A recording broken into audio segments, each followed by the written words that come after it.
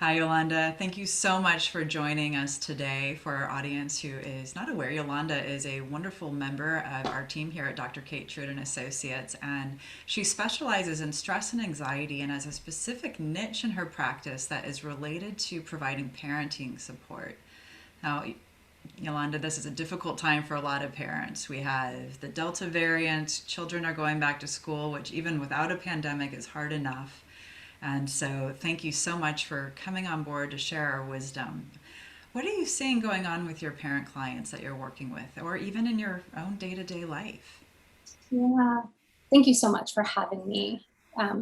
This is a really challenging time for parents. Back to school is always a hard time, but now with the pandemic, there's additional stressors. There's things, the transition itself with managing drop-offs, pickups, Mm. new routines, changes to work schedules. Those are a lot of transitions that both parents and kids have to adjust to. And now with the pandemic, safety protocols that we need to follow, making sure our kids have masks and extra masks in their backpack. It's a lot to manage. And parents oftentimes are very critical of themselves and really full of a lot of self judgment.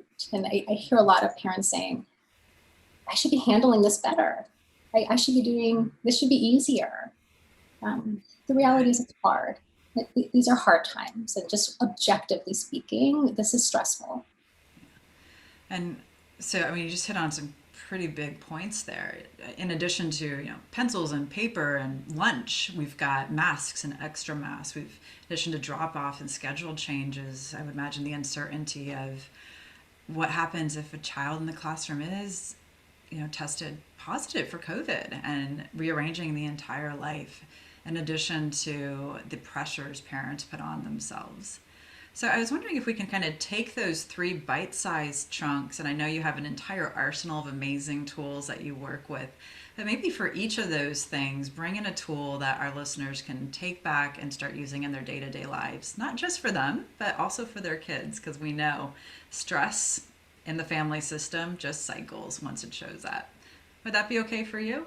Of course, I would be happy to. Well, what's the biggest? What are you noticing?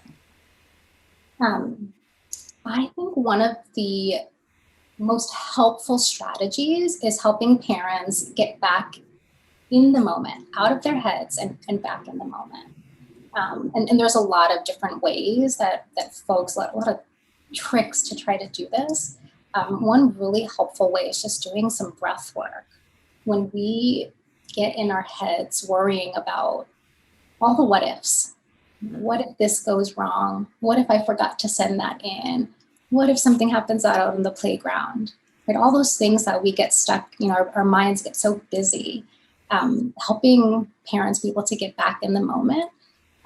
Breath work is really helpful because when we're stressed, we often have changes in our breathing patterns. We breathe more quickly, more shallowly. For me, I hold my breath. So there's some folks that will actually just hold their breath. So learning how to breathe deeply and slowly is really helpful. Ways that you can do that. One easy way Want me to is, walk us through? yeah, yeah. So, and this is actually really great for kids. Kids hop onto this idea really easily. Is you can use your hand to sort of trace the inhalations and exhalations. So breathe in, you can pause, breathe out. Up the next Pause at the finger, top. breathe Okay, breathe in, in, pause, pause, and and breathe then out. out. And just tracing the hand will give you 5 nice, slow breaths. Kids can do that too. The trick to breathing, and not everybody knows this, is that the most relaxing part of your breath is the exhalation. Mm. So it helps if you can slow that down. So if you can, breathe in gently and then a nice long exhale out. You can teach kids smell a rose, Mm.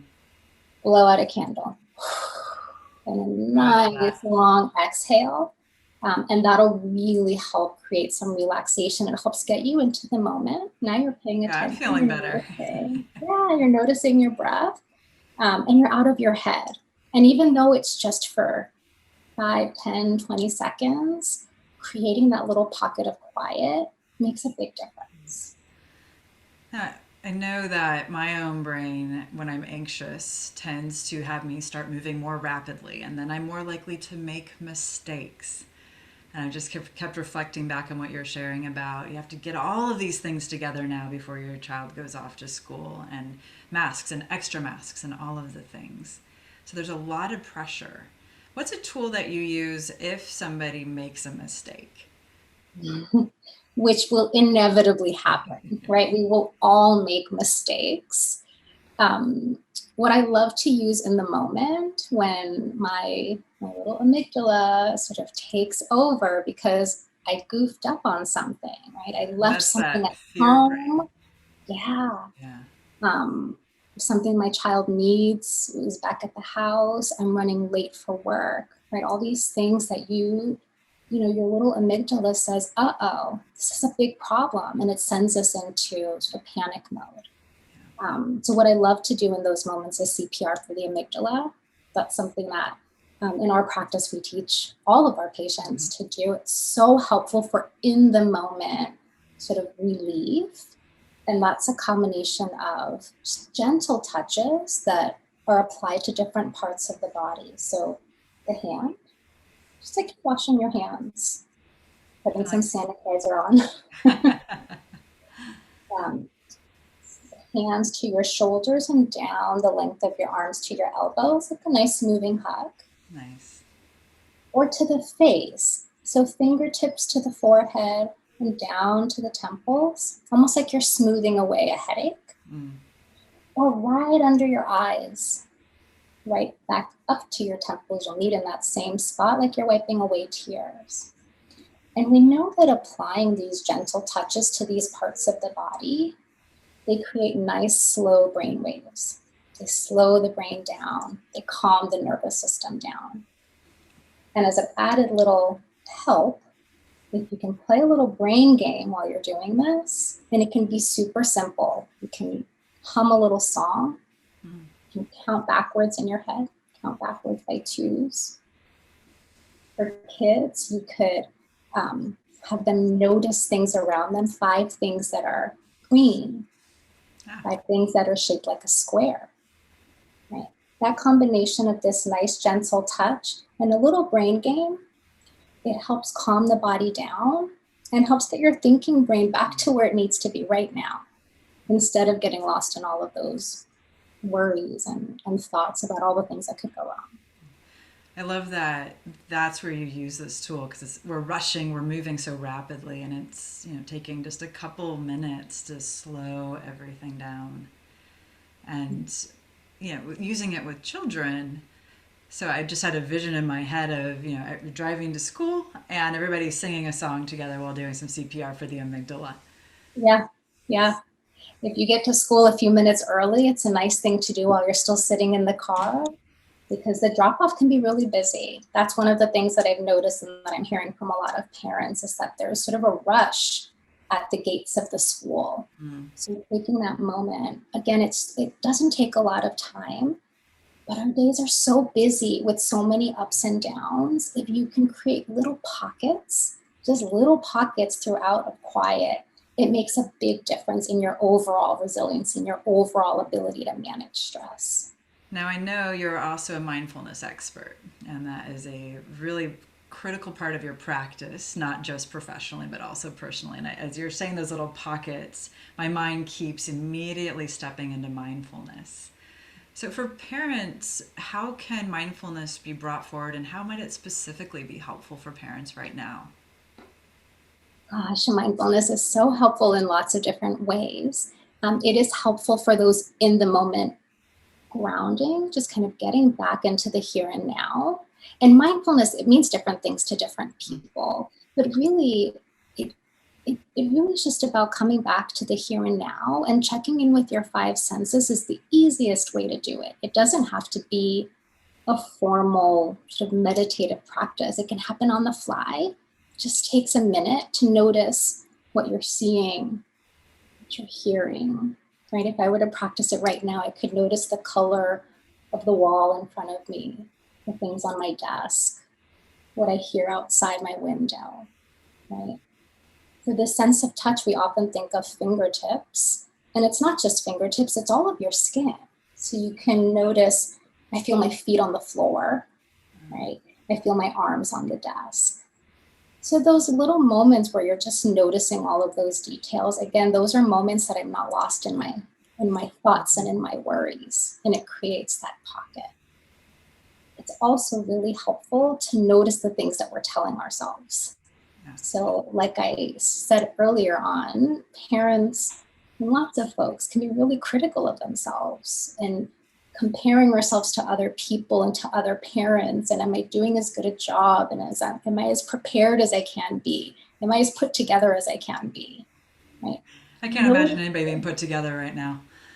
um, and yet we have those thoughts, right? We have those thoughts that somehow we should be.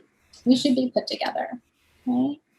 And so noticing that, and that's the tricky part, and that's where mindfulness can be really helpful, is noticing that we're saying those things to ourselves, and then offering ourselves a little compassion, a little bit of understanding that these are hard times. We're doing the best that we can. Things will get better. And practicing these little skills, it'll get easier.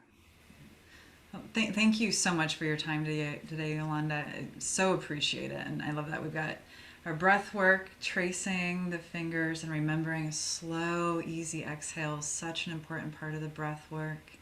And those high stress, panicky moments, going into those nice, gentle touches and playing some brain games.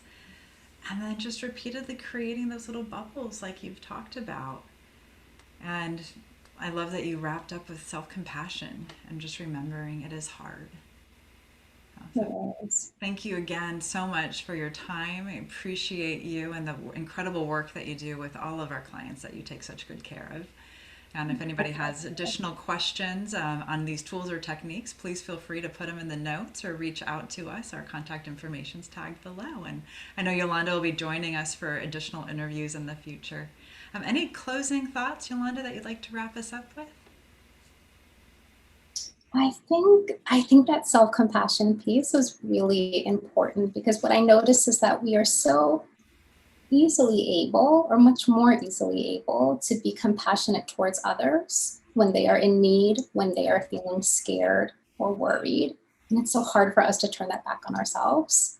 So I think that's my parting invitation to parents, is to see if they can try to turn that back on themselves. And it is hard and important work. And we'll link a couple self-compassion guided exercises below for everybody as well. No, I will see you soon. Thank you, Yolanda. Thank you.